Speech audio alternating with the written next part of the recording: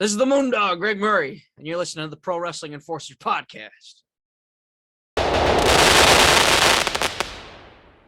right, Sean Lennon here with the Pro Wrestling Enforcer podcast. We got a lot coming your way, especially from CSW, so make sure to check out our YouTube channel, Fightly Report YouTube channel, to check out all of our content from Pro Wrestling Enforcer. And right now we're welcoming independent pro wrestler to the Pro Wrestling Enforcer podcast, Greg Murray. We appreciate him being on the show, talking about his upcoming matches as well, and talking about, his career. So we welcome Moondog Greg Murray to PWE, featured on CSW, Northland Pro Wrestling, POWW Damage Inc., UWF, Illiana Pro Wrestling, proud member of LGBTQ community, Pansexual identified, and he'll be teaming up with Jay Thunder against Alpha Zeta Zeta, which is Hands in Austin at Northland Pro Wrestling, August 6th for Lay It on the Line.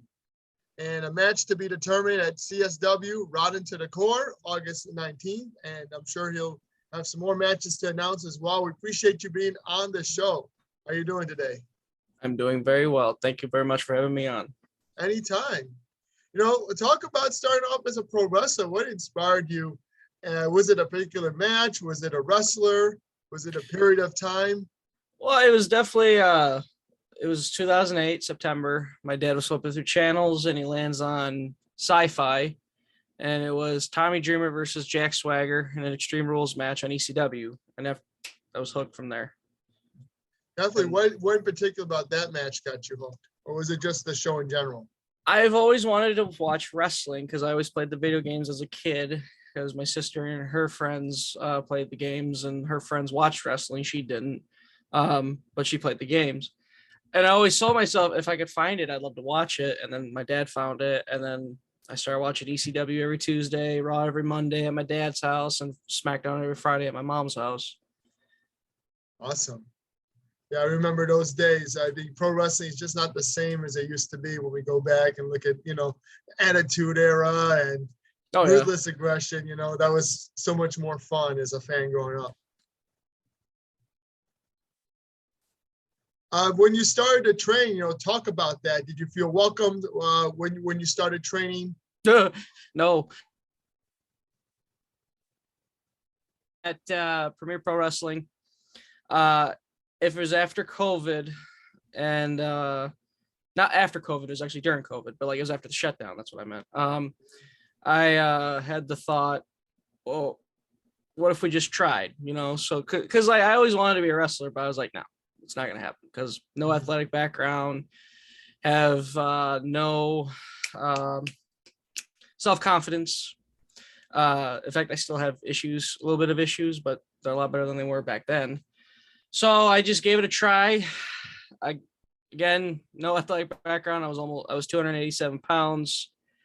And I knew it was going to be hard, but I was going to give it my best and try, because I didn't want to be 50 or 60 going, what if I didn't try? Or what if I tried but gave it my all? So I tried, gave it my all, and now here I am almost 2 years later.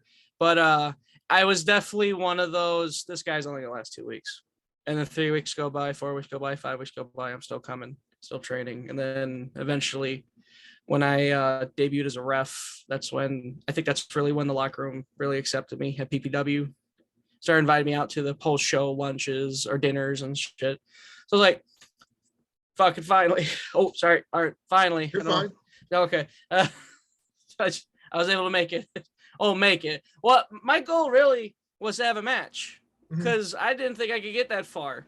So when I had the first match, all right, cool. And then I had a second match, okay, what now? So really just learn how to wrestle and get better until eventually it wasn't happening at PPW anymore. So I had to make the change to CSW, and I've been there ever since. Definitely. I mean, when you started to train, talk about, your sexuality, did you feel welcome at CSW Academy? They accepted you for who you were? Yeah. And PPW, they were fine with it.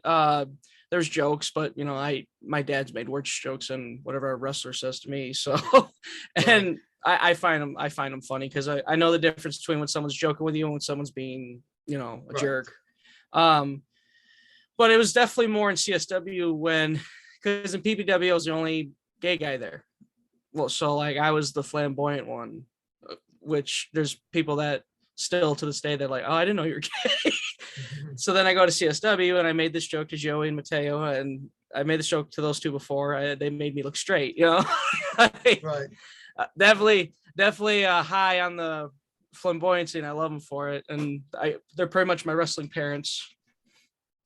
Yeah, definitely. Talk about, working with those two, because I know you Yeah. guys took a big trip to Texas Yes, to Texas. participate in an LGBTQ show. I wasn't sure about the promotion's name, but it was Yeah. yeah. It was Pride Championship Wrestling. Yeah, Joey and Mateo got booked. Joey hit me up and said, "Hey, you want to ride with us?" I was like, "Sure." And I was just blown away because like here I was at that point, a year and a couple months in, and I'm just wondering. I was like, I never thought I'd be able to do this trip. So then, I messaged the promoter, so I didn't surprise him because we're traveling all that way. I messaged the promoter and told him, listen, I'm riding with Joey Mateo. I'm here for whatever you need. Set up the ring, sell 50-50 raffles, security, whatever you need. And the guy said, cool. I might have something for you, but I might have something for you pretty much. I was like, cool. I think 3 weeks before the event, he texts me, he says, hey, can you send me some promo pics? So I sent him some pics, and suddenly I was in a three-way, which when I got there, the three-way turned into a singles match, which no offense against three-ways, but I prefer a singles match. Right. I think it was a lot better because it was a singles match, to be honest. But it blew me away. I was like, I'm wrestling in Texas. Like, never would have thought that. And then the week before, I was wrestling in Michigan. So I was just, it was like, I got addicted. It was after the Texas trip, I got addicted to that traveling afar to wrestle because like it's so cool because it's what our heroes that we watch on wrestling do all the time. Go from town, just like traveling. But I always say they're like traveling gypsies, Yeah. and it was really cool, and I can see why it's addicting now. For some, but at the same time, I can see how some can't handle it because Right. it is a lot. It's traveling's a lot, especially when you've been on the road for too long and you're ready to just get out of the car and fight people for no reason, all because you're just angry and you're tired of being in a car, which is why I was wondering how I would deal with frequent stops because I usually like to get there. Right. But when it comes to those big long trips, stop all you want. I have no problem stopping, filling up, using the bathroom, getting a snack from the gas station, then hopping back in the car and getting going. Yeah. But frequent stops is fine, especially on long trips. You don't want to risk, and we learned that too. You don't want to risk not going off this exit and then having 50 more miles for your next exit, and you got 80 miles in your tank. Right. So definitely, frequent stops are good. Yeah, for sure. I definitely see where you're coming from. And I know starting, Moondog will in 2023, Moondog Yes. will be changed. The dog face master, you mentioned that in another podcast. So can you tell us Yeah. about the origins of the character? I just know because I had a friend who went to CSW years ago and said Boz has given many of the trainees their wrestling names. But obviously, was this something you had prior to CSW? Or was this Yeah. the case? Okay. Yeah, I debuted in PPW as Moondog Murray. Mhm. It was just there's nothing elaborate to it other than my second day of training. Rockin' Randy said he looks like a moondog, and then it clicked in my head. I'm like, okay, I'll run with that, and then I ran with it, and still a moondog. The reason for the name change is because it's been 2 years. It's almost 2 years as Moondog, and I've had one promotion hit me. I hit them up asking, hey, pretty much the whole spiel of how I got booked, how I have my regular bookings now. I just started out as a grunt wanting to pay dues and such. I gave him the whole spiel I gave the Texas promoter. And he was like, I really appreciate that. Cause like, I wasn't outward, hey, I'm a wrestler, book me. I was like, no, I want to come and help and get booked on future shows. I don't necessarily, I want to be booked on this show, but obviously I know you don't have room. But I want to help. He said, I appreciate that for sure. And then I think a day or so goes by and he hits me up and says, "Hey, we got all the help we need. I appreciate you. I'll look into, we'll look into something another time." I was like, okay. They already had a moondog there. I don't know if it correlates. I cannot confirm that for sure. I've had wrestlers from that promotion say, yes, that's definitely what it was, but I don't know unless that promoter tells me. Right. And so yeah, that was my first roadblock where like there's another moondog. They didn't want to book me because they already had a moondog. Then somebody threw my name out there to a Seattle promoter, and the Seattle guy was like, or the person, excuse me, and they're like, "Oh well, we already have a moondog," something to the effect, and then something about like, "Oh, and they have their third generation kid is related to this one moondog and such." And I'm like, okay. And then that's how the moondog Greg Murray started, because I tweeted back, instead of just letting it lie, I just said, "Well, I'm the moondog." Probably have heat in Seattle now. That's great, but you know, time heals all wounds, and I'm probably overthinking it. So that's how I become the moondog Greg Murray, because I kind of knew from day one, if not day one, then not too long after joining CSW, that I think, okay, I don't know if because like my moondog wasn't the Moondogs. Of course, the caveman, the big beard, the big blonde hair, they didn't speak, they just like grunted and stuff. Well, when I was on these promotions I'm a heel at, I was like, trash talking, which I totally stole from Victor Anestra with his trash talking. And I've told him that too, and he laughs. Not as good as him though, I will admit. So I wasn't a moondog, and I was hoping it'd be a case of, well, this is the current gen moondog, but I kept running into the roadblock of, no, you need to be more like the Moondogs. I'm like, okay. And so I think that's when I started thinking, I'm like, I gotta probably change its name soon.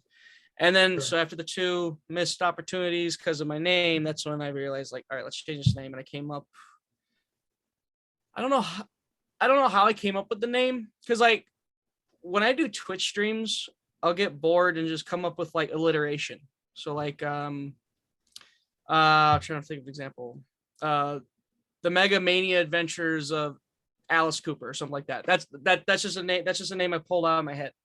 So I just came up with, I think I just dog-faced bastard. Also, I think the bastard is because my dad cannot stand that word, because he was called that growing up. He will call you every other name in the book. He will never call another person a bastard. So I thought, also because my Southern roots, the term bastard has a, bad meaning. Like if you're called that, that's like you're being called dirt almost. So like, I was like, okay, the dog-faced bastard Greg Murray. And then I had to thought, okay, well, if you're on a family show and they can't say bastard, so the DFB, Greg Murray. And, if they want to ask what it is, well, they ask, we can tell them, but we don't have to outright say what the word is. You can just keep calling me the DFB, Right. And Anestra said he liked it because it reminds him of the rapper Old Dirty Bastard from Wu-Tang Clan, which I was like, that's even better. Hell yeah. Sure. It just rolls off the tongue. I like it. And I'm going with it. I got a few designers coming up with logos and designs. It's either going to be January or as soon as I get all these designs, so I can start pumping them out, hyping it up, and then ta-da. Yeah, I think January is good because you get that little window of break. Like pro wrestling has no off season, so you get that 2 weeks for the holidays, right? Yeah, and I'm a believer in New Year, New Me. So like I figured that would be a perfect start was January, because you have all this time, and like I said, I started hyping it with the clip from IRT's podcast, and I just started from there, and now I'm just waiting for everything else. Hopefully it comes soon, but at the same time, we're still in August. It's January, still a ways away. We got a whole season in between. So there's no rush, but I'm also anxious and excited at the same time. Definitely. Can't wait for it. You talk about being a pansexual pro wrestling, but in life in general, like what are people's biggest misconceptions about you? that I make love to pans because pansexual. The amount of times I've heard that joke, and I just shake my head and grin like whatever. So for those who don't know, pansexuality is where you're attracted to someone regardless of their identity, gender identity. So which I didn't even know. I all I knew was I was into guys. Well, I dated a few trans guys, but I've also dated, cis guys. And I forgot how we even came up with, oh, you might be pansexual, and then they gave me that, and they gave me the whole definition. I'm like, okay, I guess I'm that. Now there's a whole nother thing, which I don't even know if I want to delve into that, but play by ear for that. Right now, I'm comfortable with who I am now, because like as a teenager, it was anxious, because like when you're a teenager, you don't know what you are, you don't know who you are and such, because you're a teenager, even though you think you do know. But no, I'm very comfortable with my identity as is. The only thing I'm nervous about is like I'm more subtle with the LGBT look. Like I wear the bandanas, I wear the flamboyant glasses, I wear the but overall I'm still dressing up like a grunge rocker, as opposed to, like Mateo and Joey's amazing elaborate like gear. Yeah. And like I guess I like to dress nice and wear like dress shirts, but that's not necessarily a gay thing. A lot of people like to dress nice. So that's the only thing I'm uncomfortable about, because I feel like there's going to be that one jerk that goes, oh, is he really? Which is like, yes. Yes. Would you like to see my Facebook relationship history with the guys I've been with? Okay. Yeah. But yeah, that's just, and honestly, I think that's again another example of me overthinking, Yeah, for sure. I mean, yeah, sometimes it's not so have to be so clearly defined, and like I myself didn't know until I think I was talking to either Save Engage or Joey Mayberry on my podcast. They mentioned about you, and I know you were part of the. I wanted to get to that because we saw you at that show, the No Limit Soldiers show. So how was that for you to be a part of that show? I don't want to forget about that. So. Oh my God. I love that you asked that. So I forgot when the talks started. It had to be when I first started the CSW. Well, I wanted to be a part of it because it wasn't necessarily an LGBT show, but it had LGBT centric. There's a lot of LGBT wrestlers on it, but there was still also like, Marshe Rocket was there and such. Vic Capri was there.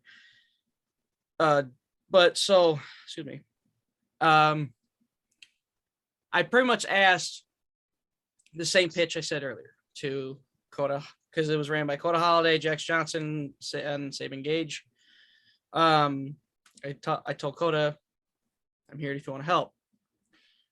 Finally, I think a few weeks before the show, same thing. Hey, you're in the pre-show. I'm like, or I think actually it was only a few days. They told me, oh, you're in the pre-show. And I was like, okay, can I face Gonzo? And she's like, that's exactly who we were going to put you against. Like, well, thanks. Great. And I ended up being Gonzo's first singles match. Nice. And I remember, it's funny because I remember we had the match. Afterward, we get to the back, and I remember thinking, for some reason, I was just like, yeah, it was fine. I was like kind of, again, overthinking on myself. It was fine. It was fine.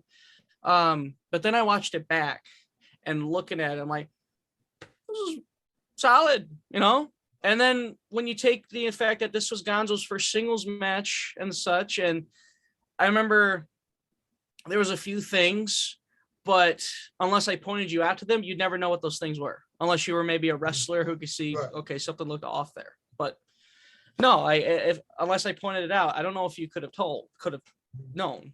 So, which is great. That shows the talent of thinking on your feet and keeping going through the match and such. But that show was very controversial because there was one wrestler whose old social media posts came out, which I think was quickly forgiven because it was a case of he was 14.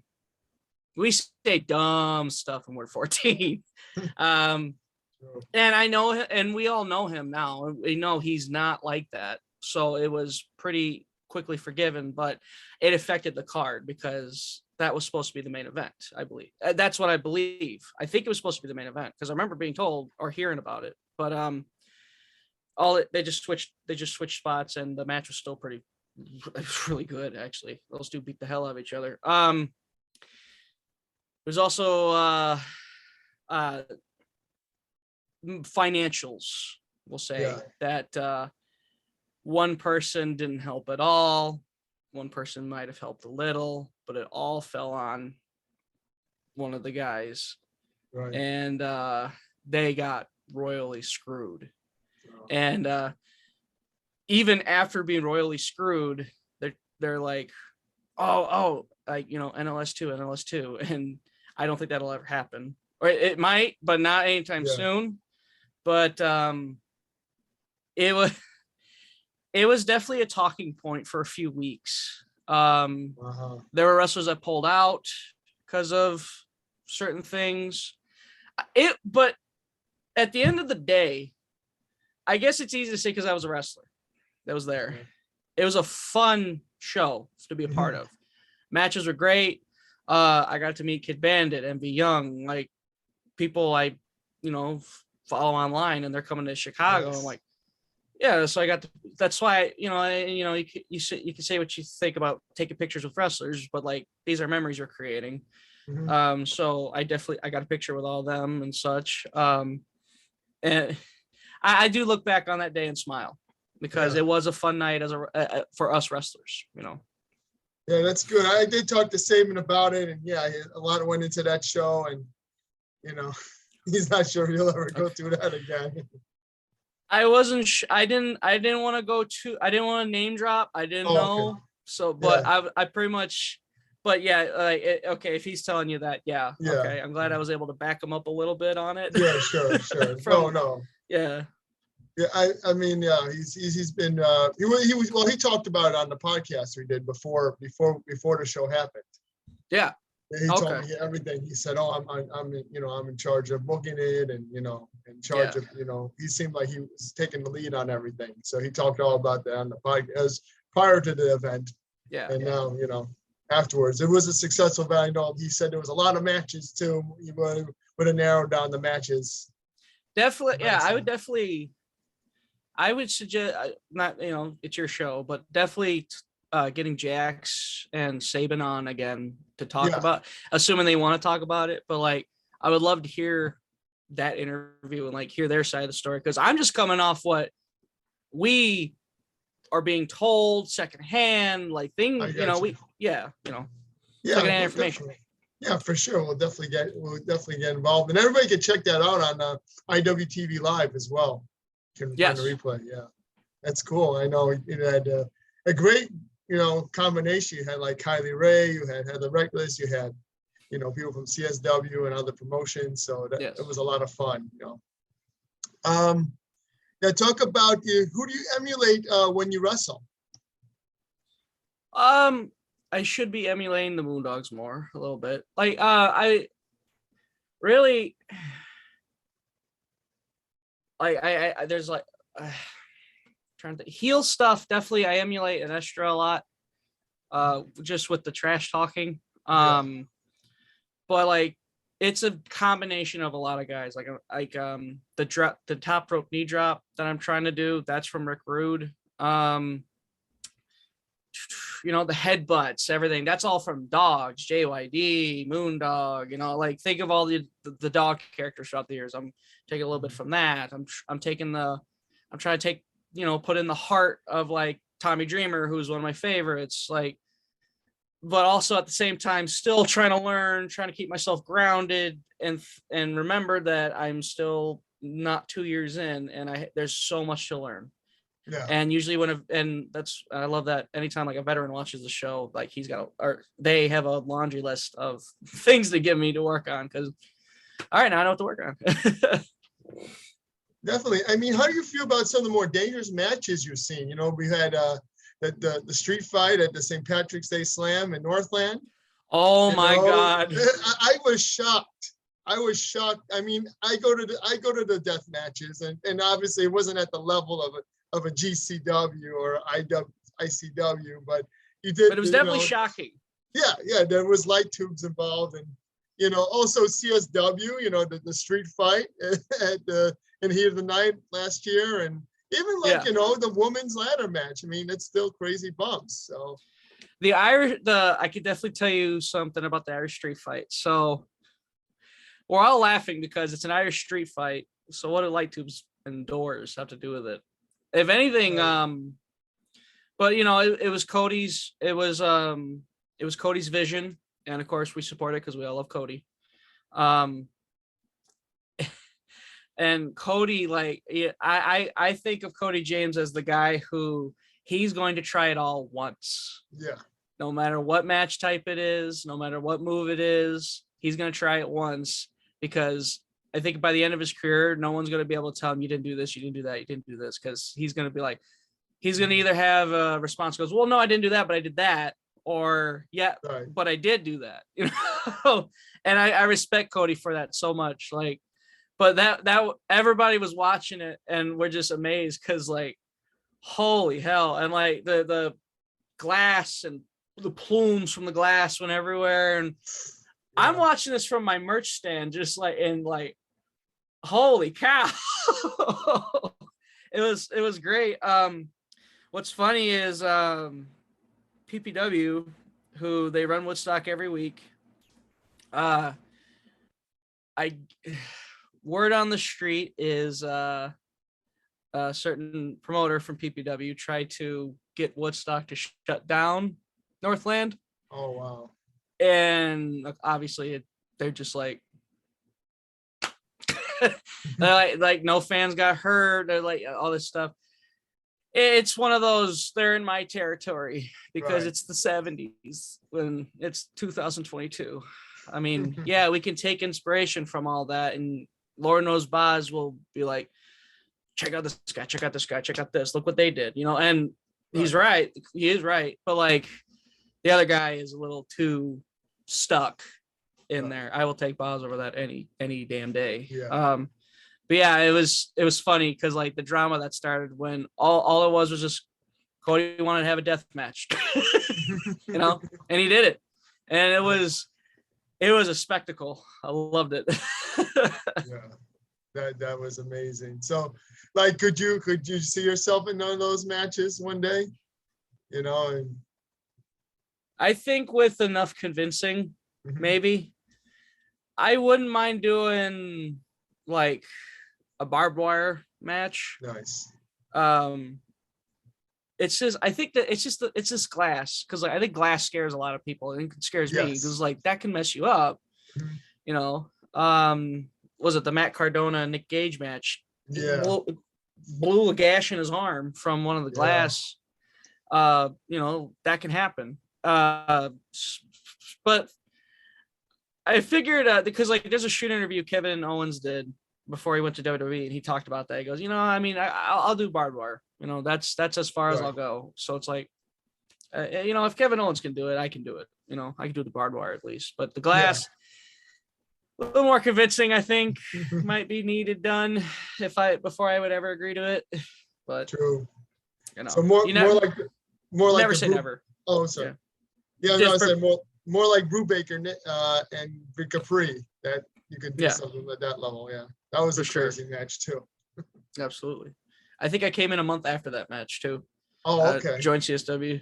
Nice. But I at least got to see Acid Jazz and Marshy Rocket have their blow off, which that was probably one of the best matches I've seen on the Chicago scene. That three stages between those two, that was great. Storytelling was through the roof. Two great veterans. Yeah, I was actually there for that one too. I loved it. Yes. And you actually wrestled POWW Champion Scott Spade. This guy's been around for a decade and a half. Yes. Did you like working him as a veteran, having that match? I thought it was a good one. It was a good match. Absolutely. Scott has a reputation of walk and talk, which is where you call everything in the ring. Yeah. So he's very used to the huh response when he tells that to people.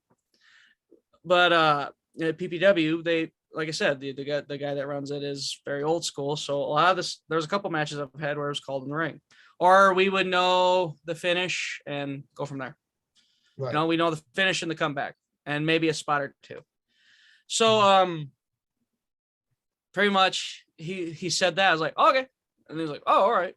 And I told him that, and then we talked about it and such, and then I said, so the ace crusher for the finish goes, and I think he was messing with me.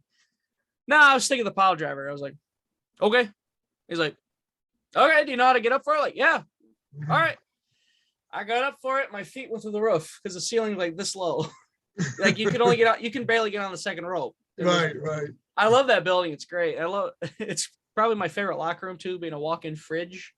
I just love the wacky locker rooms I've been in throughout wrestling. But yeah, Scott, what big learning experience, and I was very excited. I was nervous because of course he's a veteran, but it was fine. It went great. I had a lot of fun. I was glad Mateo was there too, because because like I said, I look at Mateo and Joey as like almost my wrestling dads. Yeah, and they've been there, like they've been wrestling about, I think, 2 years, right, Mateo's? Yeah. Mateo's not that far ahead of me. Right. At least I don't believe so. Yeah, I think they are a little more like good, like 6-8 months ahead, but Right. Yeah. Cool. Yeah, and then talk about Pro Wrestling Chicago. Were you familiar with it, and do you think it's changed in the past decade with new promotions opening up? I remember as a kid going to some shows. I remember like we went to a couple in Freeport. We went to one in Rockford. We went to one in Naperville. So I got to see a young Marche Rocket, TJ Steele, nice. Rough Crossing, what's his name? Justice Payne, I think. Something like that. Then I think I saw Mitchie Blake, Jimmy Blaze. But like I didn't realize I saw all these people. And then years later I meet him, especially Ruff. I told Ruff that I saw you when I was 13, and he like physically cringed. He's like, oh. Jimmy Blaze was right there, and Jimmy just laughed hysterically. He goes, yeah, I used to go up to Vic Capri and tell him that. Yeah. Like, yep, you've been in the business a while, man, and I appreciate you. So, but they were always, but Rockford, Freeport, Naperville, I can't say those are like some those are pretty night off towns, which there's nothing wrong with that, but as long as it's still fun and entertaining, and they were, especially as a fan. In PPW, when I first started, they would trash talk the indies. Randy was against the indies. He doesn't consider himself an indie, and he had a offensive term for indie wrestlers that I won't share, but he always screamed it, and I was like, my God. That was a red flag, and then him claiming he trained certain guys was another red flag, and then eventually, like I said, I got to the point where like it doesn't seem like he was teaching me stuff anymore, so I ended up leaving. But like he really drilled in people's heads that the indies is a bad place. You work with people who are half trained, and they don't know what they're doing, this, that, and the other. When it's like, yes, that does exist, but he is blowing it way out of proportion because all the there's a few were shady, not shady, but like a little. I think that's where I saw where Randy was getting that vibe, but blowing it out of proportion, because everywhere else, everybody I worked with was safe. Right. Like, I've only worked with a few people that are a little like, but I'm still alive. I'm here talking to you, talking about wrestling. So okay, definitely, yeah. I forgot what we were even talking about. Oh, you're talking about the Chicago scene. Yeah, that 3 stages of hell, like that's where I knew this is the place to be. This is fantastic. Right. And yeah, and it was just, I definitely hats off to Acid Jazz and Marche Rocket for like alleviating the fears of like, did I make the right choice coming to CSW? And I saw that match, was like, I made the right choice coming to CSW. Yeah. like that one, Mateo and Joey accepting me, everybody being cool as hell. Boz, what sold me on Boz was you couldn't talk to Randy. He was always busy. Oh my God, busy. Boz, who is reasonably busy, will still get to you, will text you. And I remember I got bored driving home one day. And when I got home, I texted Boz because the thought popped in my head while driving. Yeah. Why do we throw clotheslines with our right instead of our left? And he sent a whole paragraph. Why? Nice. That's when I'm like, okay, I chose the right trainer because he just took the time to type all of that out. And that's Right. awesome. Yeah. Oh yeah. Very, very knowledgeable is the BOZ, you know, in terms of like, you know, how to actually approach these matches and like, you know, get what you want, like the presentation and, you know, what are we doing here with the presentation and the contrasting style. And, you know, he knows exactly that. Absolutely. As I'm sure you know already. Yeah. So I wanted to ask you about right now, what do you think of the CSW fans? How fun is it interacting with them? You talked about talking trash when you're a heel. We haven't seen you as a heel in CSW. We actually, you know, we haven't really seen you get involved, you know, in the main card. So we're looking forward to when that happens, you know, as well. Absolutely. Yeah. They are probably the most hardcore fans out of all the shows I work. Because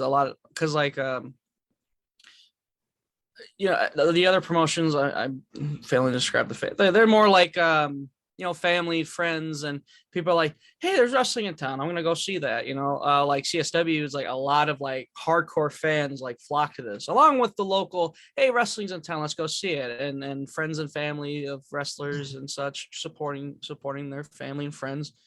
But yeah, CSW is definitely the most hardcore. Funny story. So I switched from carrying a dog bone to carrying beer. Right. In Northland. So I got permission to come out with beer at CSW. I was just told, do not give it to anybody.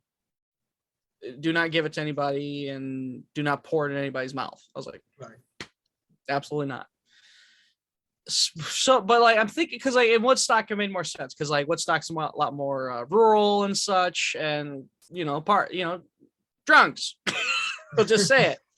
So I don't know how this is going to work. Cause like, these are hardcore fans now. So I'm like, God, I don't know if this will work, but we're going to give it a try.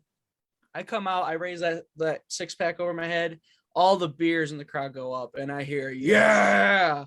And I see hands coming towards me like, give me one.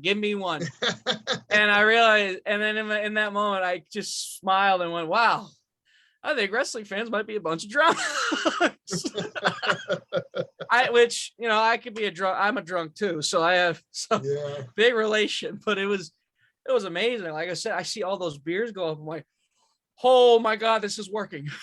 So took me aback and I was surprised. And I'm glad it was in that battle royal too, because that was the one I won, which absolutely, God, that was awesome. Because I started and it's going to be a year come this next show that I joined CSW. So like, I think it's safe to say I've come a long way from when I first started. Because my first battle royal there, as soon as I got to the back, I was like, brother, we gotta have a class about strikes with you. Oh my God. So we've come a long while, still plenty to work on, still stuff to work through, but it's coming together a lot nicer than I was expecting. Yeah, congratulations on winning the battle royal. I know in the past we've seen the winner of the battle royal get a match on the main card. So hopefully that would happen for you in the future, because I saw Joey Mayberry, he got involved in a scramble, and then it was a year ago, I believe, Sky Blue accepted a challenge, or, you know, I mean, she said to Adam Stallion to come out and get a shot since he won the battle royal. So the battle royal leads to opportunities sometimes. Sometimes, yes. Yeah. Yes, I'm very excited. I will do whatever they ask of me. You know, if I'm I don't know what I'm doing as of this interview with the next CSW. If I'm in the battle royal again, I'm in the battle royal again. I will never complain because I always it means I always have a spot, whether it be a battle royal, a pre-show match, or a spot on the main card. You know, that's the goal. Obviously, I want to get on the main card. I think everybody does, Yeah, and such. So just see where it goes. You know, ride the cart or ride the roller coaster, or whatever saying that is. yeah. Well, I mean, Right? sometimes some of the wrestlers can't make it, and that's why Adam got his chance, because I think Heather Reckless and Sierra were elsewhere that night. Yeah, I believe that's correct. My memory might be failing me. I do remember an opportunity that Adam would have gotten, but he wasn't there, which that sucked because I heard what the match was supposed to be. I'm like, oh, that would have been fun. But stuff happens, you know. Yeah. And people missing gives opportunities to other people. So True. you know. And so talk about Shelly. I want to talk about Shelly Bombshell Benson, because, you know, you're having her as a friend. She's really taken CSW by storm. Only been a year. Yes. Since training since the beginning of the year, I got the opportunity to do a little promo with her and Eric and Mario at the school. And Yes. so getting to seeing a little bit of that, I could tell she has a bright future just from that alone. And so talk about that, you know? Yeah. When she first started, we kind of just clicked. Mhm. And now we're like pretty close friends. Like I was just texting her a second ago. So I can't put my finger on why we click, but we just click. And now I regularly hang out with her. I regularly text her. I'm always in pictures with her now, and to see her on the show, which unfortunately riled up some people, because she got on quicker than most, which that's awesome. I am one of those who supports my friends. Shelly's my friend, and I was so happy for her. Yeah. And I was so glad I was able to be in the crowd and watch it. Well, I was at my merch table, but to be able to watch it from there was great. I was so happy for her because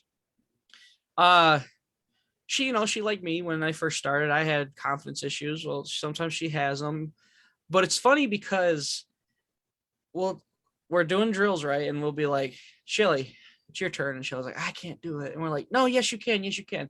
Does it perfectly. She does it perfectly. And everyone just like looks at her like, why do you keep saying you can't do it? Because you obviously can. Yeah. And she's so fun and such. I'm really happy. Like she's getting an opportunity. She's got a match this Saturday, I believe, with Adam Stallion. Could be wrong. I think it is, because I saw Adam cut a promo. But that's gonna be fun to see. The match for CSW, I've heard about. I won't drop it here because they gotta drop it. Yeah, But definitely that's gonna be fun. I can guarantee you that will be fun. And I'm just excited to see where Shelly goes, you know. Yeah, it's fun. I mean, I think Mario and Eric are lucky to have her. Yes. She And they know it. enhances them. And they really appreciate Shelly for it. They do. Like they're not like one of those like jilted, like ego-driven guys going, "Oh, I'm the star." Well, not her. No, they use her to their advantage in matches and promos and such. And Mario dropped T-shirts with her, and I was their first customer. So, Oh yeah, you know, I've seen that.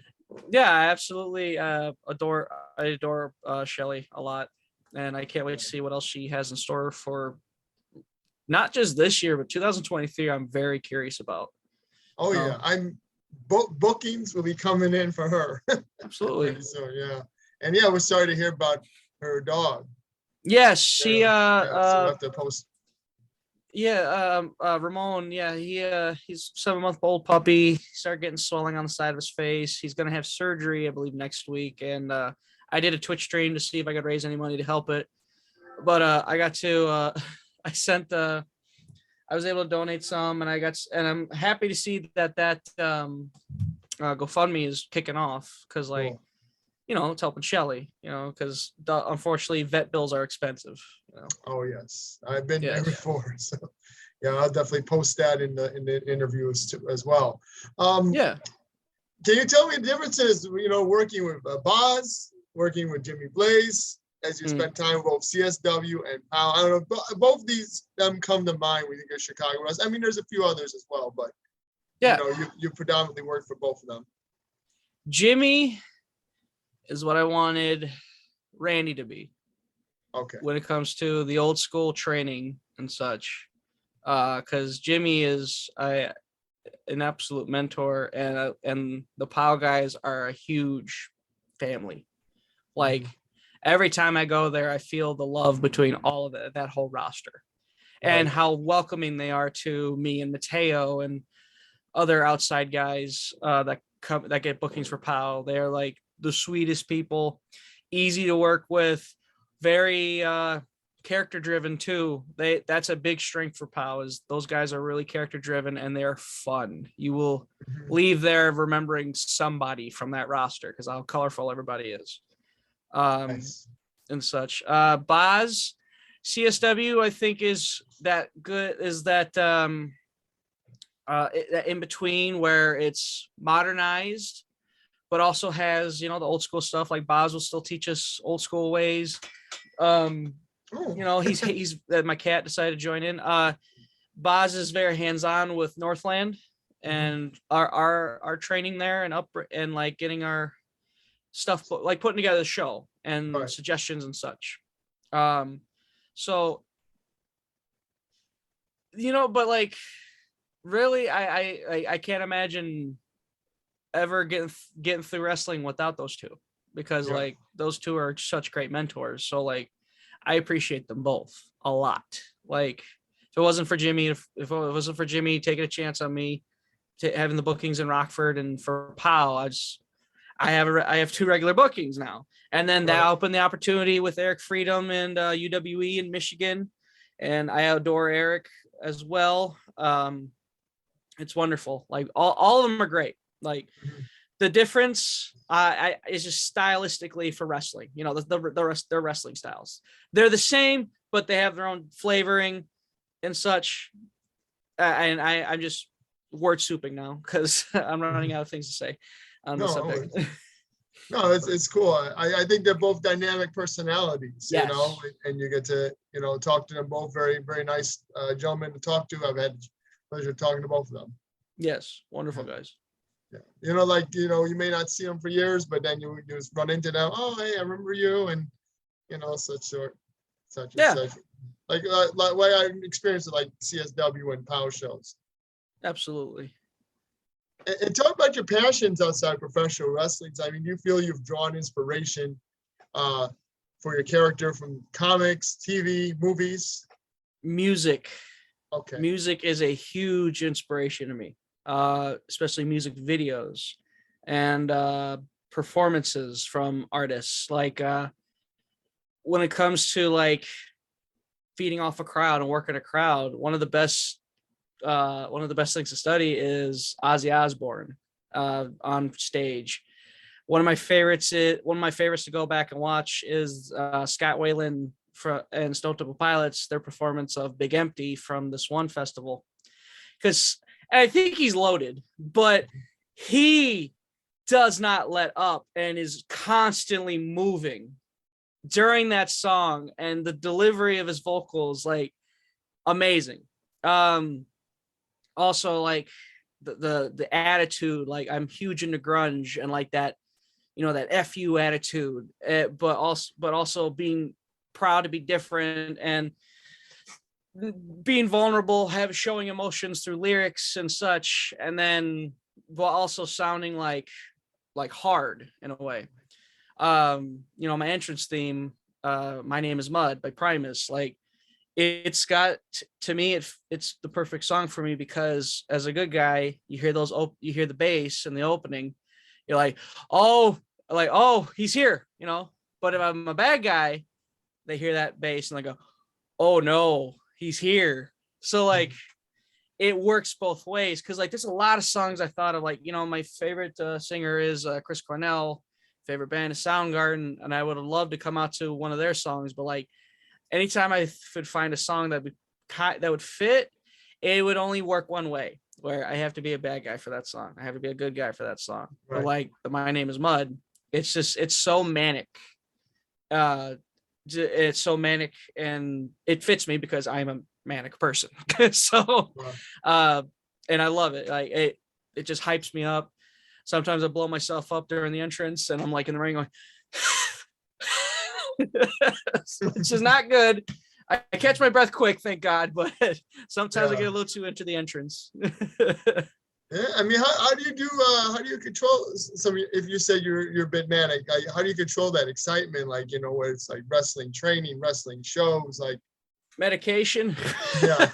I am on medication, but I have gym. Thankfully, I go to the gym, and when like I'm in that zone, I hit it hard. During practice, I gotta kind of bring it down because now I'm, like we're not just exercising, we're exercising with each other's bodies with practicing. So we got to remember to know when to kick it in and when to ease, or otherwise you might hurt the poor person. But definitely, like, yeah, because like I could be like, especially shows, it's like I'll get that, that nervousness, the sickness where you're like, oh God, I don't know if I can do this. This is your music hits. It's like a light switch. Mhm. And you go out there, and it's great. Like the feeling, especially when you're in front of a full crowd and they're loud, even if it's like a peppered crowd, as long as they're loud, hell yeah. Or as long as you can get them loud, because if you come out it's quiet, there's still a chance you can get them loud.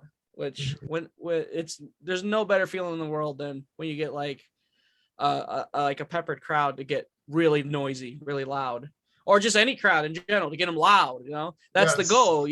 I'd rather be a good guy and get booed than be a good guy and have nothing.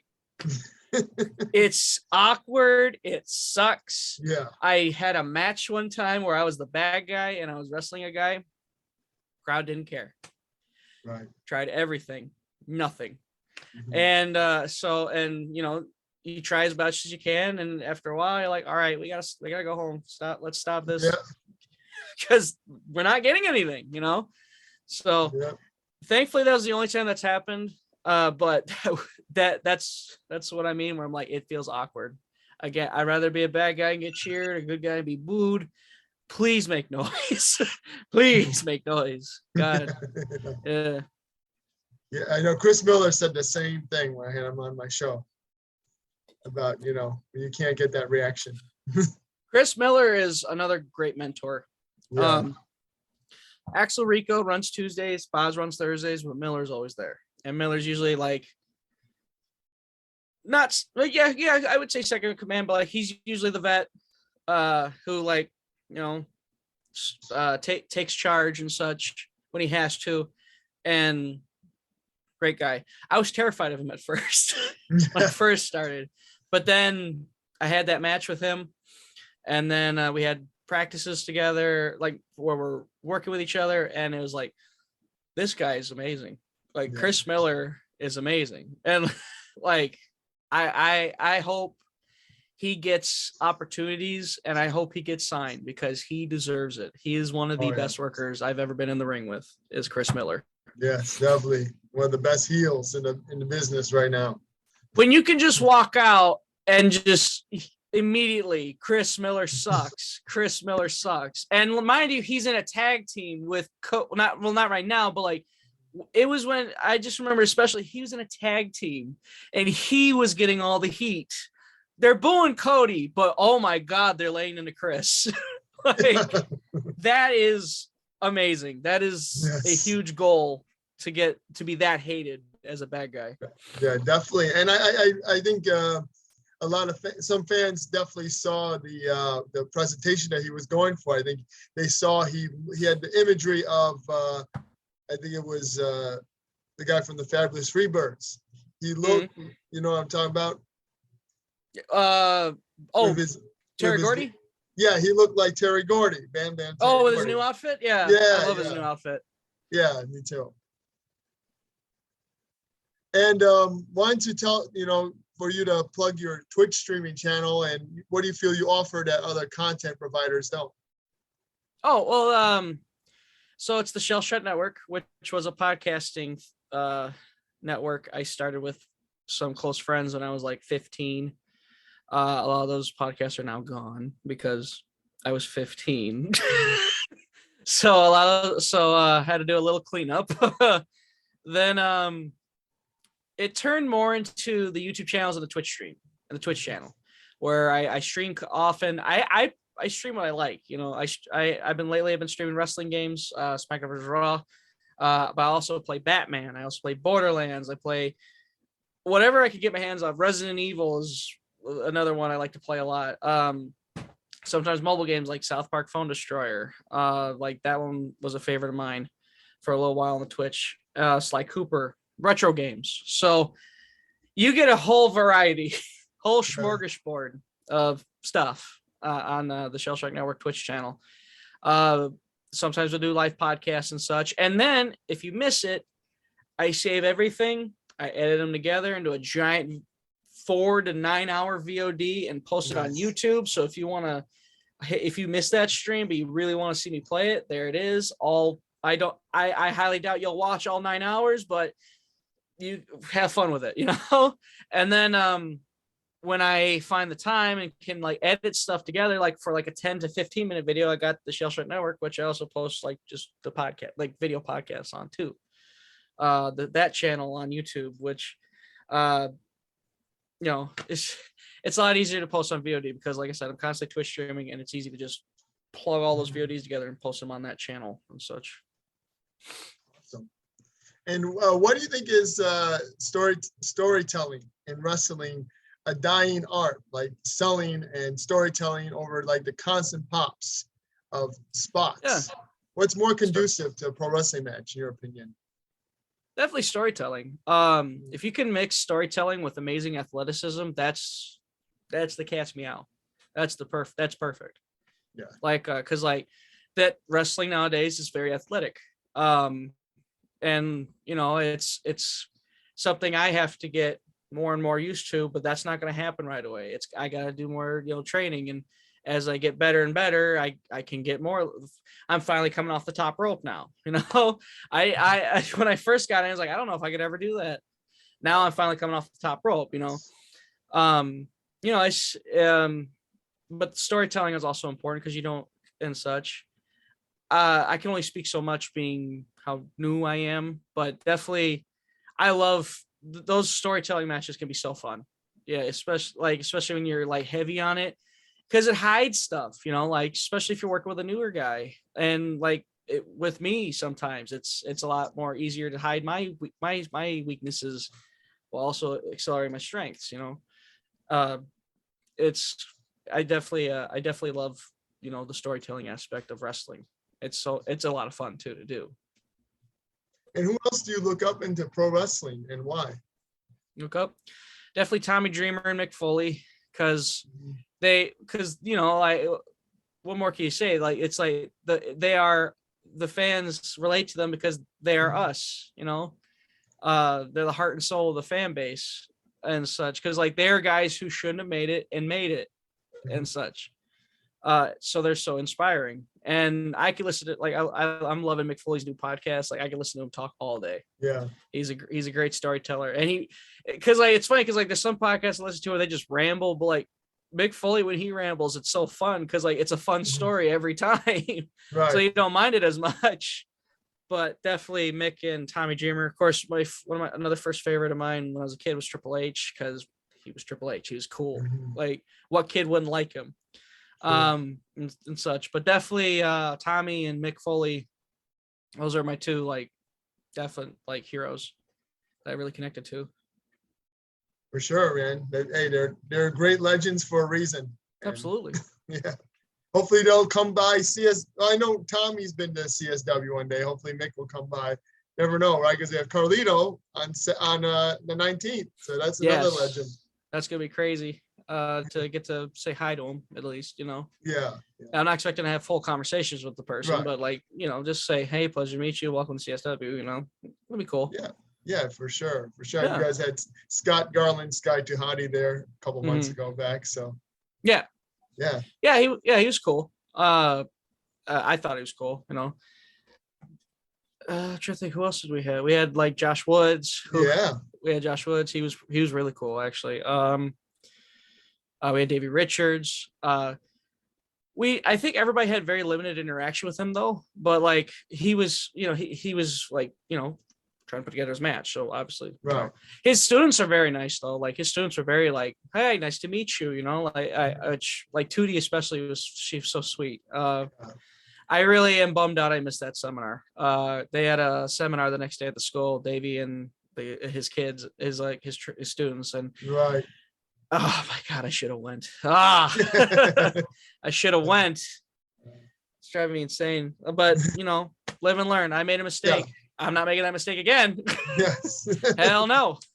No. I mean, you can't. It's just there's so much going on. You can't be everywhere. Even right. me, I don't go to every CSW show. I'm like, oh, I wish I would have went to that one, but I'll be there Saturday, August 19th. So I'll be excited for that one. Yeah, and we appreciate you being on PWE. I wanted you a chance to plug your merchandise. So how do you feel when you see a fan wearing some merchandise of yours?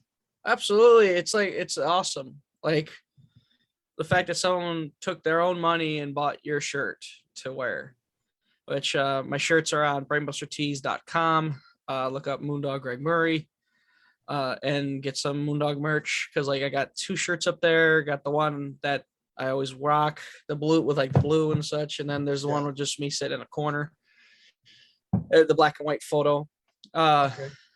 Definitely get those shirts off brainbustertees.com. Just search Moondog Greg Murray and pop up. Okay, sounds good, brother. Well, I appreciate you being on Pro Wrestling Enforcer. You're welcome back anytime. This was a blast. Absolutely. And Moondog Greg Murray, soon to be a dog-faced bastard. Greg Murray, wish you the best of luck on PWE, and we'll make sure to post everything related to you on here as well.